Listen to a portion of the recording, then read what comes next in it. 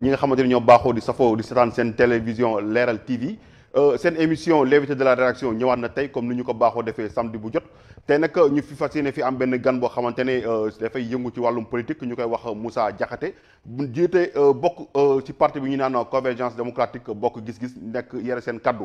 kooku nag bu ñu ko amee tey dinañu waxtaan ak moom ci lépp li nga xamante ni moo jëm si tolluwaayu parti boobu ñëw tamit ci wàllum actualité bu ñu ne actualité coowal li nga xamante ni mooy coowal Ousmane Sonko bi dinañu si ñëw dina ñëw tamit ci wàllum déclaration bu patrimoine bu président Idrissa Seck ñëw tamit ci wàllum gestion Covid bi Moussa Diakhaté ñu ngi lay nuyu di dalal jàmm fii ci Leral TV.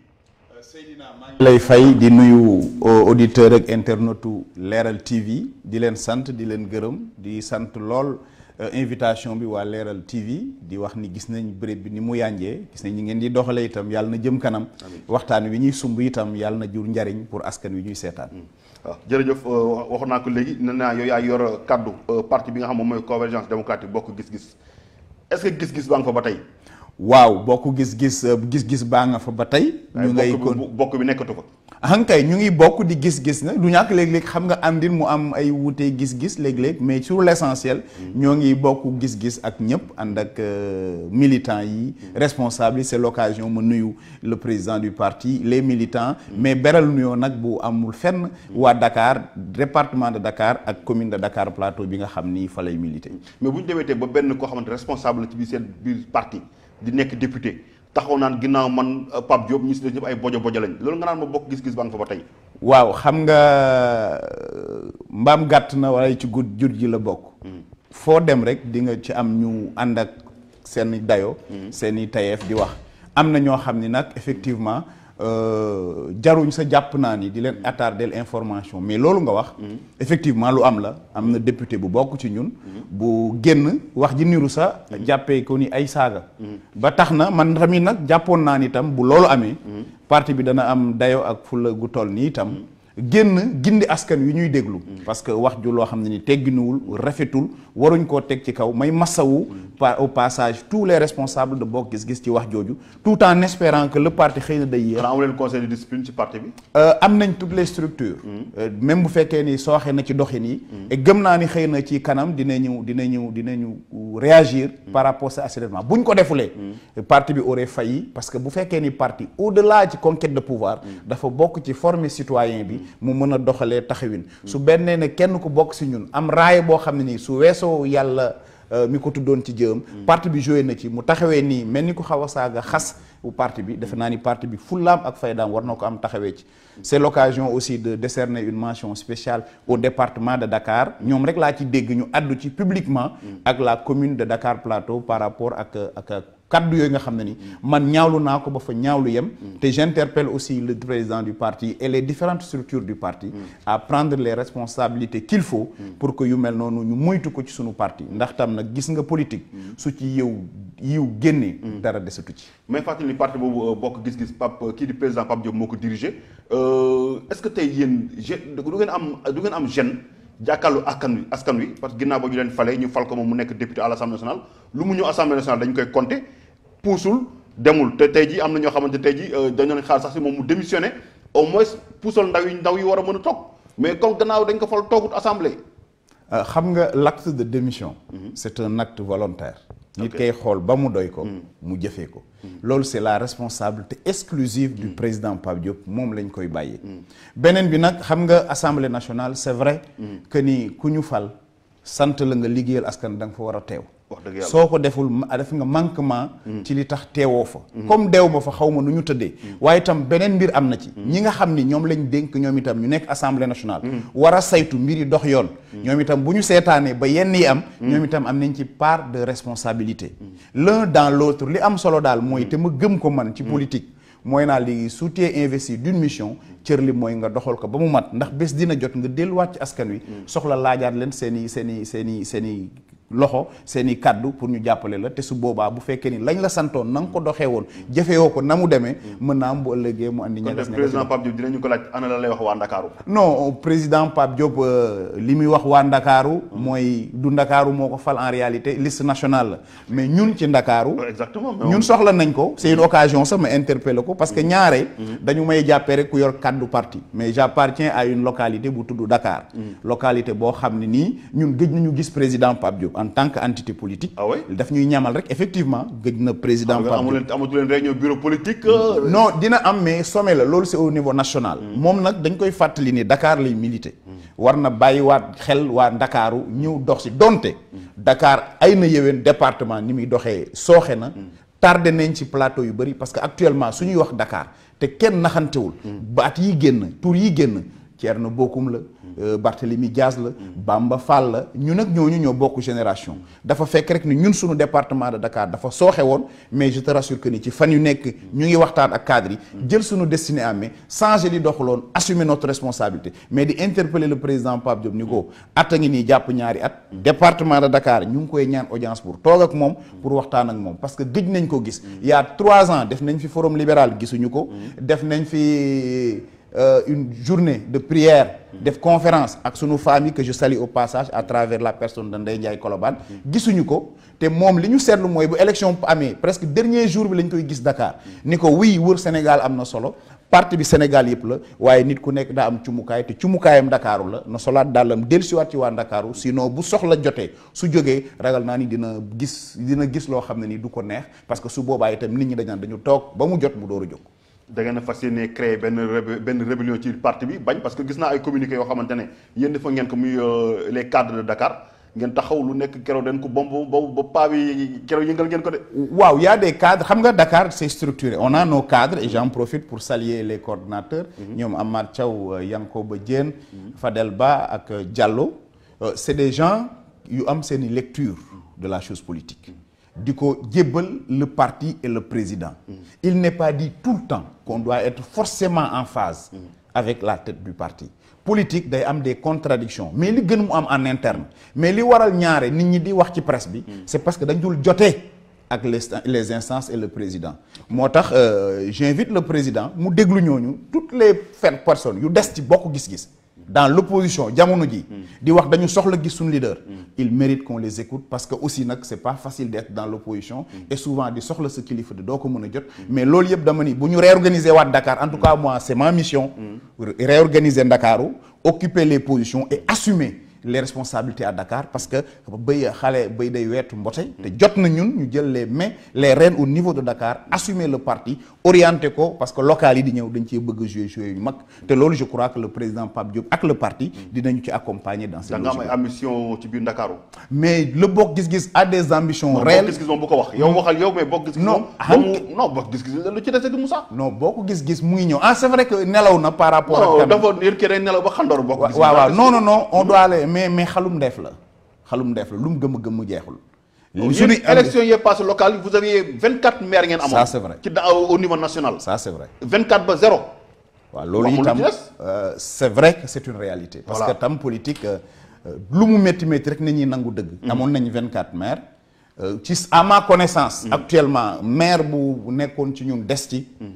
xawma ko waxuma amul de pour ne pas dire des choses que demain yu may topp ba ni loolu effet c'est un cliché loolu nag day jaar taxaw seetlu ñu xool le style de management remettre en cause suñu bopp parce que au-delà de ces maires là nos structures seeni fonctionnement des na ñu réadapter ko à la réalité mais aussi gën a bàyyi xel les leaders au niveau des bases mais pour mes ambitions bul fàtte ni man Plateau 2014 j'étais candidat maire te bii di ñëw itam fas yéen nañ bokk fas yéen nañ taxaw nan la ñuy demee nag dañ bëgg a lancer vraiment les concertations man bëgguma ni bokk naan mana damaa bëgg ñu naan ma yawa te loolu nag li koy andi mooy waxtaanu ci biir mais département Dakar moom la mairie de Dakar jàppal ni Bokk Gis Gis ñun Bokk Gis Gis département Dakar on a de réelles ambitions d'avoir un candidat insha allahu rabbi voilà jërëjëf mu nekkoon parti boo xamante dañ ko doon wax tolluwaayu Bokk Gis Gis may fàttali mbokk yi nga xam ñu ñooy seetaan te ñu ngi fi dalal kii di Moussa Diakhaté di porte-parole convergence Bokk Gis Gis bu ñu ñëwee tey ci wàllum actualité démb ak tey coowul Ousmane Sonko ak benn soxna bu ñu naan Adja Sarr mooy wulli donc ñëpp a ngi ciy wax d'abord yow sa gis-gis. waaw su ma gis-gis mooy man Ousmane miinuma ko defe naa ni mais xam naa Djibi Guèye Ndiaye son chef de protocole suma mag la suma xarit la. am naa ci ay xarit yu nekk aussi dans son parti. ay na yowen miinuma ko lool. jàpp ma ni sa mos nañ taxaw wax xëy na nuyoo rek rombante lañ am. li ma seen de loin gis naa ko ci benn image sax. mu jigéen di ko nuyu mu téye loxoom. ba tax na jàpp naa ni yi ñuy wax. man jàpp ma ni dem na fa. ba keroog nag la bu fekkee ni dem na fa nag en ce moment là jàpp ma ni Ousmane dem na di maase wu ji vraiment du lim image bi ma jox honnêtement. ndax li ma gisoon borom salon bi ku koy gérer moom nee na yàgg na fa ñoom war ñëw daan nëbbu kanam gi bañ nit ñi peut-être maase si xàmmee ko wala yooyu yëpp donc jam moom am na. donc li nga xamante ne moom mooy lu am wala amul acte bi nga xam ne lañ koy jiiñ loolu la ñuy xool na am na wala amul mais borom salon bi carrément nee na dem na donc mën nañ ko waxee noonu c'est que lu ci ginnaaw moo tax ma poser la question bi ñu bëri dañ ne mbirum politique da cee lal est-ce que dañoo monter Ousmane Sonko benn piège parce que tamit yéen ba nga nekk ci nguur gi defoon ngeen lu doon nañ leen tuumaal lu ñu mel ci wàllum El Hadj Diouf maître El Hadj Diouf ci à la veille des élections 2012. xam nga Ablaye moom daa bëri bayre bu xiiraan sa ñu ne Ablaye da tax mu xiir bi tamit lu xiir ñu ne Macky Sall moo tax ma ni il faut savoir raison garder. man du ma miimal état parce que xaw ma état capable lu nekk. moo xam bu Sénégal moo xam bu France. moo xam bu Amérique gis nañ ko dans les histoires. mais sur le cas Sonko je reste très prudent. je me répète ma ni. man j'ai suivi xaw ma am naam amul ñu naan ko Ibadou Lam du Ibadou ba ci gis naa ci benn image yu télé. jigéen di ko nuyu mu def nii. bañ a jël loxo man jàpp naa ni ku dul nuyu jigéen du dem ci salon de massage jigéen di ko massé c'est ma conception la moo tax ma yaakaar ni montage la su demee nag bu Ousmane moom waxal boppam parce que itam booy déglu da ngay déglu ñaari mbir yi mën na nekk piège te su boobaa aussi du lu ñu rafetlu waaye itam man damay respecter jigéen suñ ne jigéen dañ ko violer damay jox war may jigéen ba keroog muy leer je reste très prudent mais je dis que je reste solidaire à Ousmane Sonko parce que c'est la classe politique sénégalaise suñ laaloon journalistes yi jóg wax loolu magistrat yi jóg ci foofu laa koy wax en attendant moom ma déglu ko parce que itam bëgg naa dégg version yi mais man gëmuma ni kuy bañ di nuyu jigéen dina dem ci salon di maase ba jigéen di ko jiiñ ay yu mel noonu quoi loolu laa foog daal tey jii est-ce que doxul tey ñu xoolaat jotul ñu xoolaat nu ñuy doxalee ci wàllum politique jëfin yu ñaaw yi waxante yu ñaaw yi parce que lépp tamit yéen lañ koy wax non mais loolu nag du politique de gis nga soo demee keesu jàkka ji paa yi ko yor buñ koy waxtaanee nga dégg ci lu nu mel gis nga liy feeñ ci politique moo ne ci biir kër yi Sénégalais ci boppam lañ war a tëggaat dama ko wax ci benn émission barki démb ma ni tolloon nañ jamono maam Abdou Aziz Dabakh kese su génnee wax ñëpp dégg ko fii gis nañ xalif général bu wax ñu bokk ci kër googu bañ a jëfee kilifteef lañ commencé rafle ci réew mi jikko yi ñoo commencé tilim léegi loo xamal sa nit jéebaane ko bu njëkk boo xamee lu ñëw sa dañaan la nëbb ko léegi nag yàkkamti nañ xam dara ci Seydina ba ni ko fàng ci kaw mbedd mi amatuñu kersa amatuñu rusukaay amatuñu worma yar gi lañ xoolaat Sénégalais ci boppam lañ war a defaraat comme ñun nag ñoo ci gën a fës di nekk ci plateau yi ñu jiiñ na ko mais lépp lu ñu la wax ni mu ngi ci politique yi boo gëstee ci ASC yi fekk ko fa boo gëstee ci syndicat yi fekk ko fa ñu baal ma sa boo demee ci yenn daayira yi fekk ko fa donc Sénégalais ci boppam moo la ñu war a tëggaat ci jikko yi ci melokaan yi ndax réseaux sociaux yeeg internet yeeg téléphone yi dafa mel ni daf ñu ràngati ba dañu xaw a fàtte li nga xam ne mooy sunu aada ak sunuy cosaan defeen politique bi moom war nañ ko soppi ay na yéwén mais ki koy soppi mooy ki jógee ci société bi parce que kii politique nag li coow li am li nit ñi naan politiciens yi élection bu fi am politiciens yi koy gañe ku fi xew la sa dara lu rëy bu siège ba gën a nooy politiciens yéen alalu askan wi waaw yéen tibb alalu askan du yóbbu non moo tax ma ni la la question est plus profonde que ça war nañu réformer doxalin politique bi te gëm naa ni exigence citoyenne la du lu ñuy décréter bu njëkk bokk na ci ñunu maaseel ñun jamono ci politique li ñu doon def mooy tàccu ànd ak kilifa gi téyel ko sàkk jamono ji ñi ñu jiite naam sunu ay kilifa lañ mais ñu ci bari rawuñu ci njàng dañ leen topp parce que ñooñu jiitu ci politique sama génération yi ñu ci bari dañoo jàng am seeni métier di yëngu ci politique waaye ñu mel ni yéen nag su ngeen toogee naan politique yi dugg leen ci bàyyee ko les médiocres mais ñoom ñoo koy def yow ak sa morom ak keneen vous devez vous engager parce que politique du lenn lu dul la gestion de la cité comme gën di mbindeef moo ko def jàpp naa ni lu gën la lu baax la su ngeen seetaanee médiocre mais du ngeen koy doxalee ci Sénégal non parce que du ni ngeen koy doxalee gis nga politique ce n'est rien d'autre que le reflet de la société soo demee ci business bi moo fa am ni ma la wax encore bàyyi leen di jël politiciens yi bëgg les hommes politiques bëgg leen a tëkkale génn leen ci Sénégalais yi ñoom ak ñëpp a yem. waaw yéen fii taxaw def ay déclaration patrimoine des milliards et des milliards ay biens yoo xamante ne si dëkk boo xamante ne dañ ne tey dëkk bu ndóol la ñii bu ñu añee du ñu reer utal leen jeunes yi job dimbale leen ñëw je suis d'accord effectivement loolu moom la liggéey booy yi ñu liggéey jàppale jigéen ñi ñu liggéey li nga wax ci mbiru déclaration patrimoine bi man li ma ci gëm mooy c'est une question bu mu posé xëy na dinañ ci dugg nañ bàyyi ba nit ki door a buñ bàyyi ba nit ki door a falu ñu door def déclaration de patrimoine ñi ne ci réew mi bëgg politique fi réew mi toll Sénégalu tey bokkul ak Sénégalu démb Sénégalu tey dafa am ay enjeux économiques ay nit nekk ci bitim réew sañ a jox nit xaalis pour mu lëmbal wala mu luubal ba tax na ñi bëgg am susceptible bëgg ñu fal leen ci réew mi war nañ di leen càmbar balaa ñuy laaj baatu askan balaa ñu koy daagaat ñu xam li ñu am fu ñu ko amee nuñ ko amee bu ñu la bàyyee bañ fal la béy wéy na mbuus mais kan moo bëgg a doon candidat même député même maire dañu war a càmbar ñu xam li ñu am lépp kuy gérer yenn budget yenn somme yi dañu war a avant ngay doon ñi ko bëgg a doon ñu di par exemple au plateau élection locale yi ñun ñoo nekk candidat ñu ni da ngay def déclaration de patrimoine déjà à la candidature ñu xam diw mi lu mu am parce que soo melee ni Moussa Diakhaté yow say naan doyul say lekk doyul yoraanoo ñu bëgg la dénk ay milliards jar la xoolaat et puis ku deful dara jarta dénk dara il faudrait que mu am la méritocratie ñu installé ko dans ce pays là dinañ ñëw ci wàllum déclaration patrimoine boobu mooy tey question mooy mujjee ñëw ci wàllum Ousmane Sonko bi coow li am kat moo ciy gagné. alors xam nga communication nag dafa am ñaari fànn am na ku am soxla mu tiis ko mu bëgg ñu fàtte ko mu créer soxla bu ko mag mooy créer des pare-feux pour faire oublier une histoire loolu mën na nekk comme nit itam mën nañ toog jamono xewatul am leneen lu xew mu bëgg a xew créer condition yu mu xewee tout dépend ci histoire bi ni muy terminer ci ngay xam ki ciy gagné waaye li ci am solo mooy que ni deru Sénégal da ciy ñaaw deru acteur politique da ciy ñaaw parce que quoi que l'on dise Ousmane Sonko était troisième aux élections présidentielles te jàpp naa ni aussi ba keroog mbir muy leer man dama koy jox bénéfice du doute ba keroog ma ci am lu ma gën a leer par rapport à ça donte ku respecté jigéen la donte ku contre képp kuy teg jigéen naxar la waaye sur cette question là dina ma bett lool su fekkee noonu la demee moo tax daal maandu ci def naa ni mooy la meilleure des solutions mais encore une fois vivement le changement des mœurs dans la manière de faire de la politique au Sénégal. mais rafetlu nga tamit quand même kaddu yi nga xamante ni président de la République yëkkati na ko ci coow la Ousmane Sonko bi. ne bu ci kenn wax. wax c'est une position responsable. pour man defe naa ni c'est jeter de l'huile comme mbir mi am na ku porter plainte loolu la. et tel que je connais Ousmane et ses hommes parce que aussi. booy opposé wu au Sénégal en Afrique et un peu partout. da ngay waajal sa bopp yu bari da nga koy moytu yu bari da nga koy parce que ñun l'histoire de Wade avec le régime socialiste moo ñu inspiré ba képp ku bëgg a opposé wu aussi waajalal sa yoral sa benn mer gàddu ak sa saak su ndaw te xam ne à tout moment piège du la jomb mais bu ñëwee rek na la fekk yow dans des conditions yoo xam ne dina nga mën a setal sa bopp et je crois que c'est dans cette situation là que tout homme responsable ci la war a nekk. te pourtant yu ñaaw yi tout le temps ci politique lañ koy gis daan nañ dégg jamono ay affaire jamono yu pune yi daan nañ ko fi dégg daan nañ fi aussi dégg ay yàlla wàllum sacrifice ay xale yu ñaan sàcc ay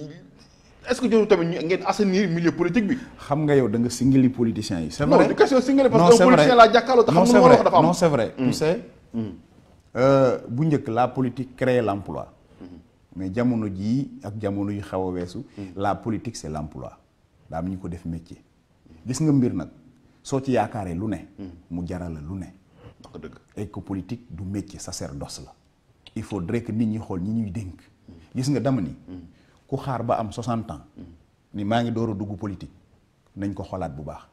gis nga politique mooy gestion de la cité mënoo màggew ci dëkk bi defal la lépp nga dem ba amatoo loo def nee naa dem politique yi tu ne respectes pas les Sénégalais wala nga liggéey ba dem xëccoo jàkk ji pour man gestion de la cité c'est un processus ca ba ngay ca koñ ba ca nga koy intéressé wu très jeune très disponible participer de manière désintéressée à la gestion de la cité am des engagements je n'ai rien contre ñi def le choix jàng ba pare door a politique mais j'ai beaucoup d'admiration pour ma génération et les générations devancières yoo xam ne ni depuis le lycée lañ jàngee te ñi ñu jàngandoo xam ne ñu dàq ñoo jàng ñoo bokkoon di jàng ñu boole njàng mi boole kook politique pour soppi doxalin bi c'est vrai que am na ci ay pratiques yoo xam ne ay na yéwén rafetul c'est à bannir et loolu c'est le combat et de nous mais surtout de vous journalistes parce que yéenay tàllal seen micro n'importe qui muy wax n'importe quoi vous avez la même responsabilité que nous autres parce que su ngeen wane woon li baax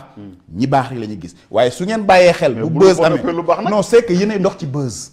fi mu toll nii ku saagawul ku xastewul il fait pas l'actualité ci moom ngeen di daw dem donc autant on doit remettre en question ni ñuy doxalee politique autant yéen tamit sama mbokk yi tasxati xibaar yi parce que je suis dans cette même famille de la communication war nañ xoolaat aussi ni ñuy def sélection di tànn gis nga ci ay plateau yu bëri ñu jël ay chroniqueurs yoo xam ne du ci jaar-jaar du ci njàng du ci xam-xam te kum neex jaar fam la neex jël kilifa xotti war maam te tegoo ko ci fenn. c'est des choses à refaire si nous voulons faire une société positive. bon loolu sax li nga wax ni dëgg la tax na aussi conseil des ministres bi passé président wax na ci wàllum naka la ñu war a mën a assainir la presse donc loolu xam naa aussi beneen émission la parce que yow aussi même fàttali mbokk yi expert en communication moom laa jàkkaarlool nii tey bu ñu ñëwee ci wàllum beneen point yi muy wàllum déclaration patrimoine amu ci politique pourquoi milliards Idriss Seck yi mu jaaxal nit ñi te laataa loolu sax président de la République Macky Sall. te maa ngi dégg sax ñu naan jamono yi muy campagne da doon deelu di sol ay sagar ku ko gis bëgg kaa yërëm naka te waa ji mi ngi toogaale lu ëpp ay 8 milliards donc xaalis boobu tey jii naka lañ ko war a mën a justifier ak lan moo ci tamit wàllu askan wi. waaw c'est une question très délicate. En Afrique de manière générale et je dirais dans le monde. Le pouvoir et l'argent. Très souvent c'est des choses très liées. ñun ñoo war a xam li ñu bugg. nous Sénégalais ñoo xam li ñu bugg. gis nga da ngay dëkk ak Moussa Diakhaté ngeen dëkk ci koñ bi mu yor salaire am kese ñu xëy nommé ko nga am manifestation ñëw parrainé ko mu yëkkati million jox la te yow ak Moussa yéen a màggandoo ci koñ bi xam nga ni bu doon salaire am kese du ko may mais tu t'intéresses pas fu mu ko jëlee parce que yow sa soxla faju na tant que le peuple n'est pas exigeant par rapport au comportement de ses dirigeants du am garde-fou pour alerter les politiques mais aussi parmi les politiques il y a des gens qui sont des hommes d'affaires yow ni nga mënee en tant que chef d'entreprise di mën a wax investir nga je prends par exemple sur le cas Idrissa man bi may dégg Idriss Seck di investir ci ceeb bi et consort j'avais des notions très vagues de l'entrepreneuriat. Il était ministre du commerce. Et bien sûr waaw boobu ba léegi bu dee il a investi et ces positions da leen di faciliter les positions étatiques boo ci nekkee comme boo ci bàyyee ça t'ouvre des portes pour des relations mais l'un dans l'autre pour coow li jeex ni ma ko waxee gis nga bu ñuy saytu ku nekk loo am na nga ko amee bañ a bàyyi rek bañ ne fal nañ ko na ko def su boobaa dina carte yi dina gën a leer parce que aussi c'est pas parce qu'on est politique qu'on doit pas être millionnaire ou milliardaire parce que am na ñoo xam ne ay na yéwén ñu ngi koy liggéey xëy na ci suuf xamuñu leen mais bu leeree dina génn ci dutu Sénégalais yi et puis dina tax aussi que Sénégalais aussi soppeeku mais nag jafe na rôle ci réew mi nga fi politique je donne mon expérience man 2014 j'étais candidat maire ba mu jeex utuma oto utuma affiche dama dox mais léeg-léeg nga daje groupe booy wax ak ñoom ba pare wax ak programme consort booy sa waa ngay terminer ñun la loo fi bàyyi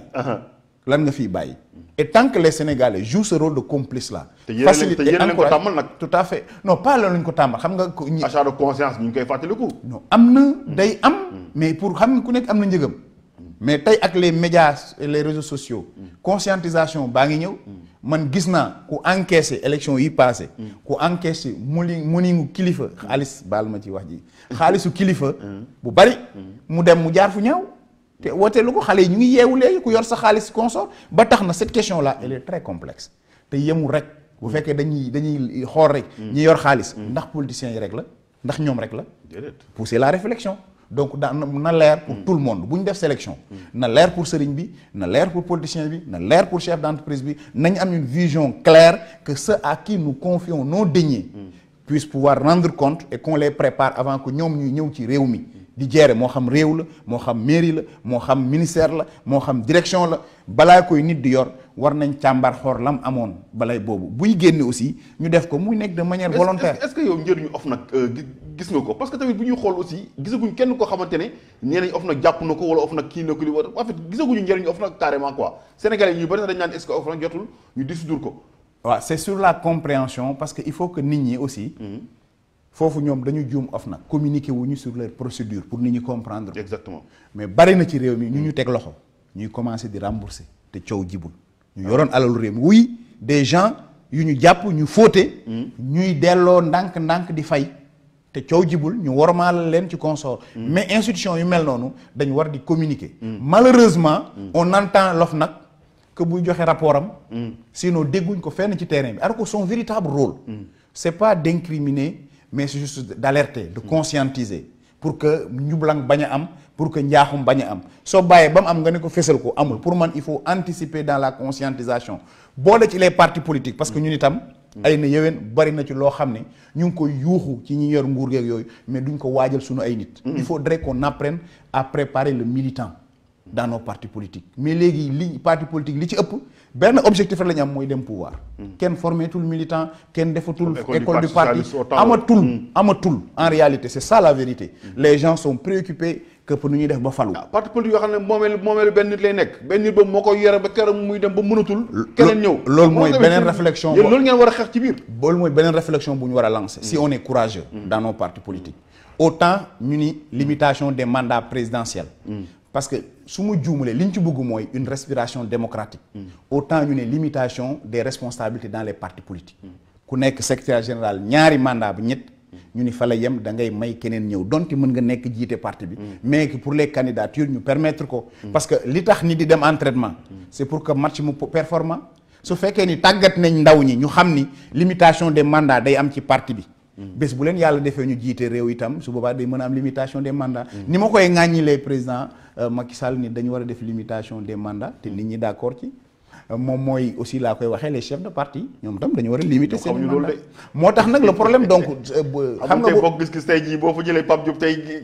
non nous chez nous bu teewee loxoom parti dootul dox non nous chez nous les mandats sont limités à 2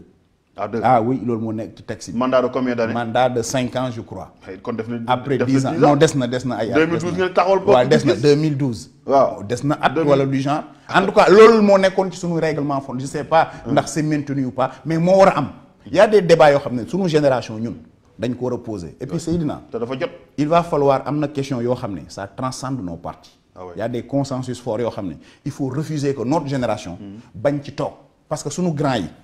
li leen dal lu bëri c'est pas des questions de vision ou de programme c'est des questions d'ego c'est ni problème mu personne moo gën a blambé sunu génération nag ont cette obligation forcément de s'asseoir ak fu waay mënta nekk moo xam ci Thierno Bocoum nga bokk moo xam APR moo xam PDS moo xam Bokk Gis Gis moo xam PS mais il y a des questions consensuelles sur lesquelles ma génération est interpellée et elle a l'obligation est-ce que courage baa nga fi pour def ko je crois que mu ngi ñëw kenn du ko décréter mais soo dégloo dans les partis xam nga personne ne peut lutter contre une page qui tourne Dakar du forox ñaari yoon ku nekk gis nga àddina ay ndënd la boo ci toll tëggal booy mu romb boo ko def rek daf lay ridiculiser et ma génération ñu ngi pousser j'en profite pour saluer un Thierno Bocoum chef de parti docteur Babacar Diop chef de parti tey il y a un renouvellement de la classe politique que les gens le veuillent ou pas on va vers ça qu'on le veuille moom nga xam ko waajal ko wala ndox mi uul bi fekk la fi dégager la moom moo fi nekk donc il faut encourager ça yéen ku mel ni yow nga xam ne ni tu es très perspicace ñu ngi lay suivre ci débat pour le Sénégal ñu mel ni yow itam ñu encourager di wane ces jeunes talents là ces jeunes leaders là mais aussi ñu bañ a boot di mag ñi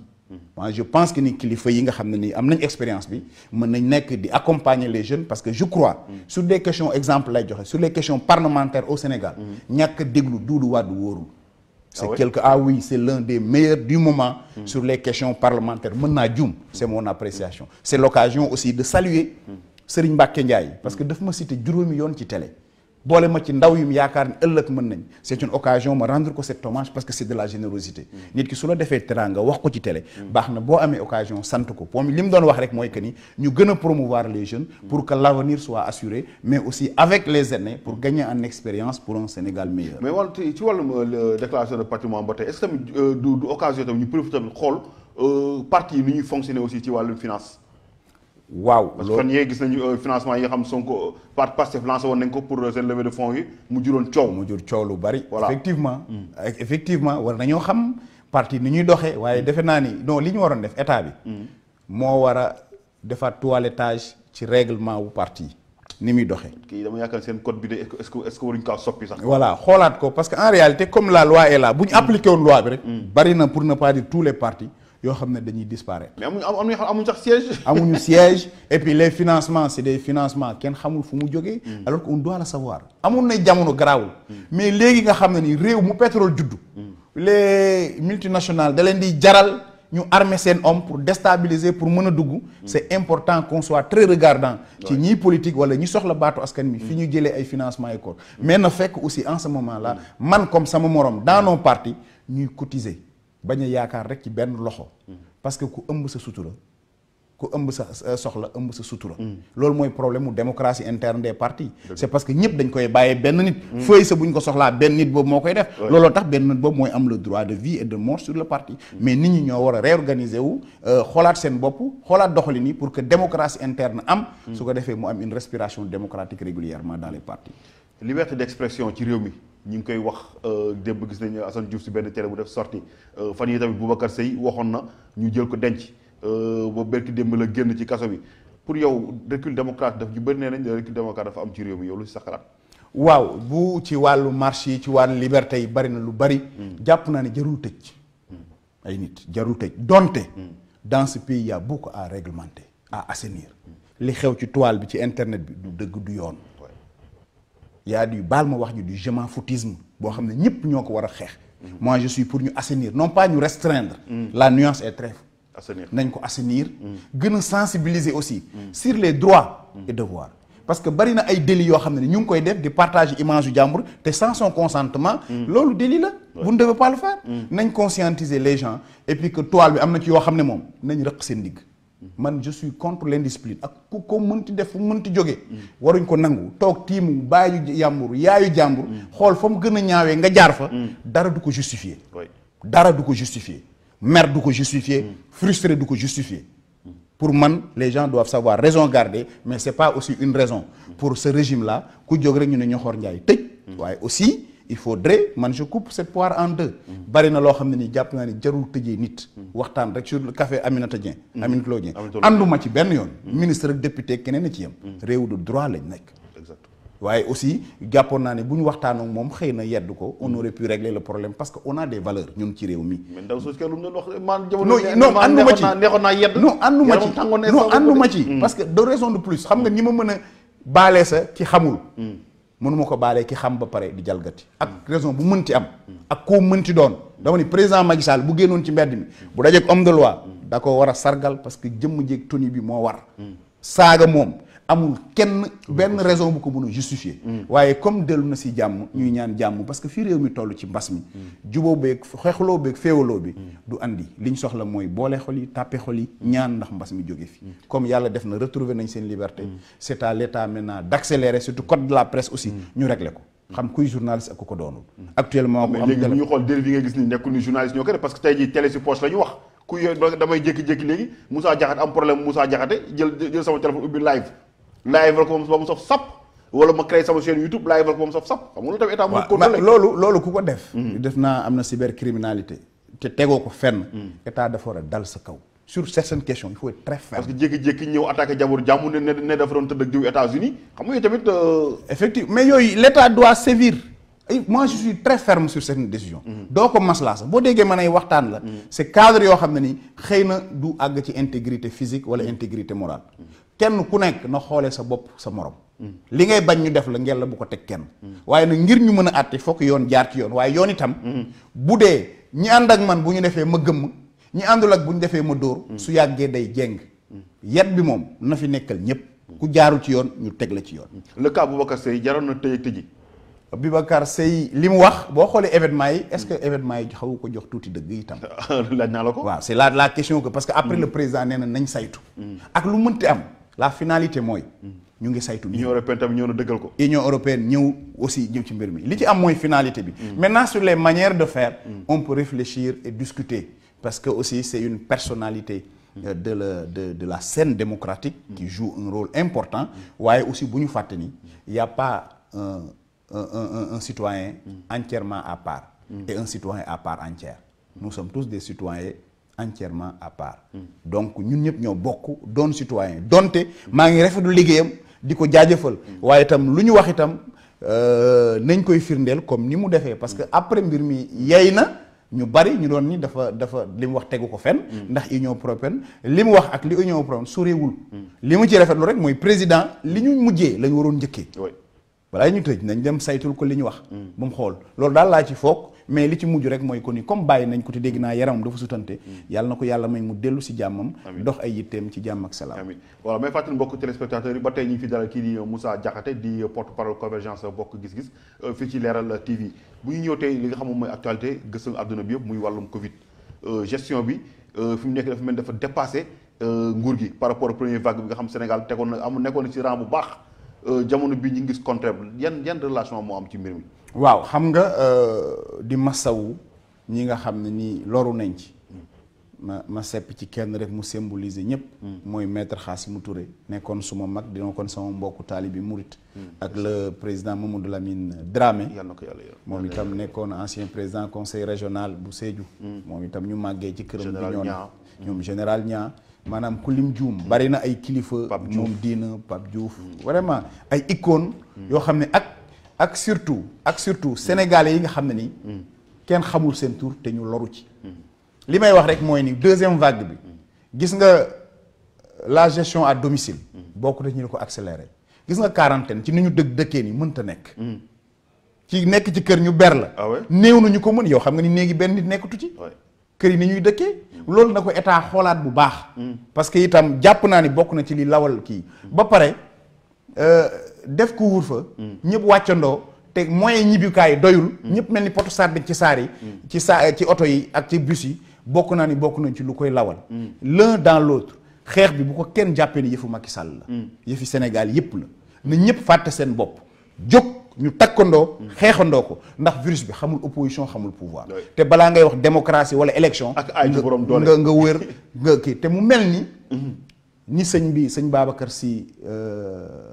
xalif général Mansour maa ngi koy nuyu di koy jox sunu wàccuwaay li mu wax lu mat a bàyyi xel la balaa la bu wàcc nit ñi nañ fóotaat xol yi defaraat xel yi yéenante jéggalu baalante waaye dafa mel ni nit ñi dañu dërki si jikko yi tey la wor gën a aay tey la soxor gën a aay tey la bon gën a aaw tey la boddi gën a aay yu mel noonu nag bu amee état bi daal li ma koy ñaan mooy na xoolaat bu baax la gestion à domicile yi na ko xoolaat bu baax parce que nee nañ c'est des cas très sérieux parce que ay nit a ma koo wax bi ñu xamee ne dama fiy ñëw parce que loolu dina bokk ci def contamination bi ba pare ñu continuer la sensibilisation gën a wax nag les leaders politiques bu ñu soxlaa mairie wala député ni ñuy farloo jaral leen ko na leen ko Covid bi jaral ñoom itam parce que bu dee ñuy xeex itam c'est un peu timide buñ nangu Macky Sall mën leen ci combat boobu donte ci première vague bi ay na yéwén lépp lu ñu waroon ñoom ci joxe ko loi d'habilitation disponibilité mais après li ko xaw a sappe c'est un peu la gestion financière des 1000 milliards bu nit ñi foog te yow en tant que communicant xam nga ni en politique la perception l'emporte sur la réalité nit ñi jàpp nañ ni xaalis boobu fa mu waroon jaar na mu waroon demee jëfewuñu ko ba ñu bari xaw a téye seen loxo ci deuxième vague bi ngeen la bu leen ko def ku mën a joxe masque joxeel masque ku mën a joxe dama jàpp ni tey jii ñu ngi ci mois de février élection locale bi bu fekkoon dañ ko jàppoon mois de mai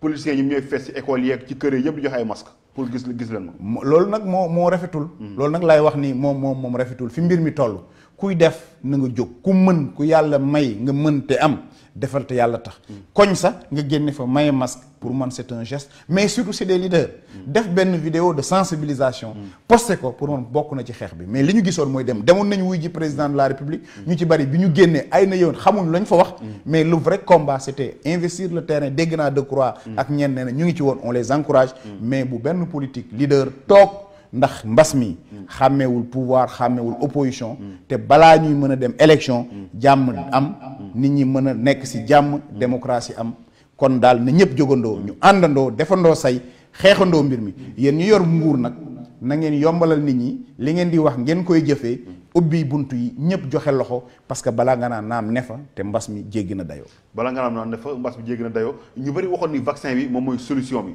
coow lu bari bu ko def da lay lor def ko ñen ñëw dafa am ñu waroon wax ñoo waxul wala lan mooy problème. non Sénégal moom ñëpp ànd jublu moom mu nekk mais man dama gëm ni en tout cas les scientifiques yi ñu am médecins yi ñu am ci réew mi yàlla def na suma rakk cardiologue la docteur Taban maa ngi koy nuyu au passage ñoom xarañ nañ xarañteef goo xam ne jàpp ma ni yow gënal nga leen réew mi yow ñoom gënal nga bëgg réew mi consort suñ ko validé te ni mu nekk la solution jàpp naa ne ay na yoon il faut que nag dans ce pays. mais lan moo tax xajaluñ aussi scientifique yi ñu génn taxaw wax askan wi parce que Abdoulaye Diouf Sarr bu waxee dañ naan c'est un politicien kenn koo xam ne opposant la mus a nekk du mus a d'accord lu ministre wax. c'est là le problème gis nga kii wax. bu ñu war a wax ñoo waxul. scientifique yi amoon nañ jamono quand même ñu génn di wax. mais léegi ñoom ñëpp a ngi ci tiroir. mais actuellement lan moo xew ba génnatuñu wax jàpp naa ni bu dee stratégie la du bu baax. war nañ génnaat parce que lépp luy andi source de division wala jiixi jaaxa dañ ko war a moytu te nag yàlla baax na am nañ scientifique yoo xam ne vraiment docteur Mboup en terme de vraiment moom nit la koo xam ne nii defe naa ni VIH2 bi sax moom moo ko trouvé voilà ñoom professeur Seydi ñoom professeur mais daal ñoom nañ génn wax ci yoon yi ñu war a jël ak matukaay yow ak man te moomee kàddu gi ak leader d'opinion yi ñu sensibiliser nit ñi ñu que ñu takk masque yi respecter barrières yi bu dee pikiir ñàkku rek a ci des ñu ñàkk nit ñi waaye su boobaa itam dafa am nooy waxee nit ki comme du forcé te ku nekk loola def ku nekk la dal sa xel loolu ngay def man de bu ñàkk ñëwee danaa ñàkku am na solo ñàkk samay njaboot. voilà am na solo l'émission tire à sa fin ñu fi doon dalal kii di Moussa Diakhaté di porte-parole Convergence Bokk Gis Gis lan ngay sa mot de la fin. mot de la fin mooy tàggatoo di jéggalu ndax wax dafa métti su dee juum naa ñu jéggal ma ko waaye di beral nuyoo bu amul fenn waa Bokk Gis Gis rawatina Bokk Gis Gis département de Dakar wax ni xaar leen ma ci commune d'arrondissement yi dinañ jóg yëkkatiwaat parti bi dans le département joxaat ko beneen gëdd beral nuyoo nag waa Dakar Plateau ñi nga xam ni bu taxuloon ak ñoom kenn du dégg wiiw ba may nekk porte-parole ndax loo gis rek am na tàmbali ga te tàmbali ga ñoom la di la sant yow itam ci invitation bi ñu nekk nag ci mois de février ma koy dédier toutes les femmes ci Saint-Valentin bi di ci def une mention spéciale madame Diakhaté Mado sama général ak Ndobaté bu baax a baax voilà mu nekkoon Moussa Diakhaté mbokki moom la ñu doon dalal fii seen émission rek invité de la réaction ngeen tàmmoon fi daan gis kii di Moustapha Thioune daan ko def tey nag ma jéem rek jëngu plateau bi def ko je pense que ni bu amee ay njumte wala dëngate aussi maa ngi siy jégalu bu baax a baax xam ni nit moo matul lu si jub nag ñu xam ni suñu borom la Moustapha aussi di ngeen ko amaat samedi prochain incha allah di leen gërëm di leen sant jërë ngeen jëf.